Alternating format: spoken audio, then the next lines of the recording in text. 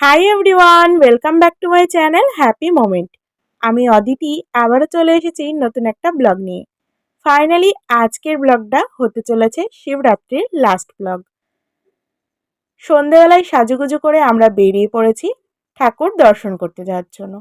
তোমাদের আগের ব্লগে তো বলেইছিলাম যে আমাদের এখানে একটা খুব জাগ্রত শিব মন্দির আছে। সেখানেই এই শিবরাত্রিতে টানা 3 দিন ধরে অনুষ্ঠান চলে। আর দুই পাশে দেখতেই পাচ্ছ প্রায় ছোটোখাটো মেলাও বসে গেছে।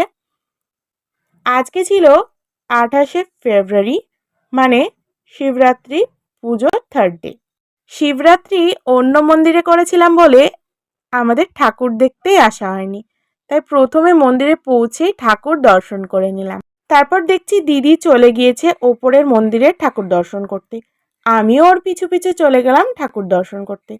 ওপরে গিয়ে প্রণাম করে ওখানে আমরা দুজন মিলে কয়েকটা সেলফি তুললাম।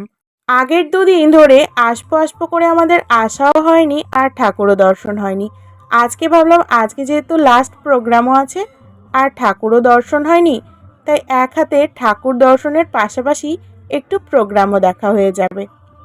প্রণাম করে ওখান থেকে বেরিয়েই আমরা এখন যাচ্ছি যেখানে প্রোগ্রাম হচ্ছে সেখানে। ওখান থেকে মন্দিরের সামনেই প্রোগ্রামের জায়গাটা ছিল। আমরা এসে এখানে বসে পড়েছি আর আমরা আসার আগে কিন্তু এখানে প্রোগ্রাম শুরু হয়ে গিয়েছিল। এখন উঠেছে সেকেন্ড সিঙ্গার। কিছুক্ষণ পরে দেখছি মামি আর বুনুও চলে গিয়েছে। আমরা সবাই মিলে এখন এক জায়গায় বসে বসে হাসাহাসি করছি।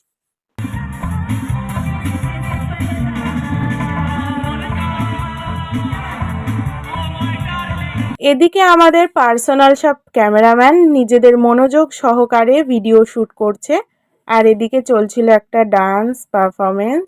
আর ওদের এই মনোযোগ সহকারে ভিডিও শ্যুট করাটা আমি তুলে নেওয়াতে দুজন মিলে আমার দিকে আর চোখে তাকিয়ে হাসছে। যাই হোক, আমরা যখন এক জায়গায় থাকি আমাদের হাসি মজা চলতেই থাকে।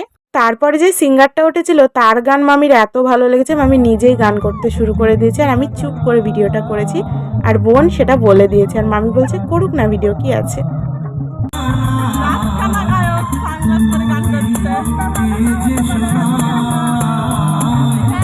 তারপরে বৌদিও আমাদের দলে জয়েন করেছে। যাই হোক, এখানে বসে বসে আমরা প্রোগ্রাম দেখছিলাম, তার সাথে তো তোমরা শুনতেই পেলে যে আমাদের এখানে গান ভালো লাগছিল না বলে আমরা যা খুশি তাই বলে হাসাহাসি করছিলাম। যখন আসি তখন এতটা ভিড় ছিল না, এখন কতটা পরিমাণ ভিড় হয়ে গেছে এখানে দেখো। আর ন্যানো বোন ওখানে বসে বসে এত হাসির কথা বলছিল, নিজেদের হাসি আমরা কন্ট্রোলই করতে পারছিলাম না। আমাদের প্রোগ্রাম একদমই ভালো লাগেনি, তাই উঠে চলে আসলাম।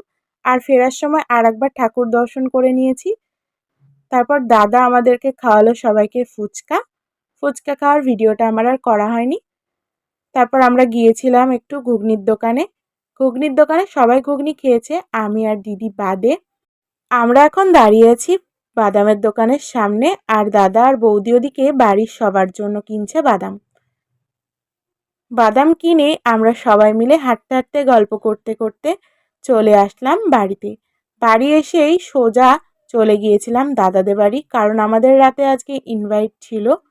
অ্যাকচুয়ালি ইনভাইটটা ছিল দুপুরবেলায়, মানে ওদের বাড়ি ছিল আজকে বালক সেবা, কিন্তু আমরা দুপুরবেলায় খাইনি, আর তাই আমরা দুপুরবেলার খাওয়াটা রাতের বেলায় খেয়েছিলাম।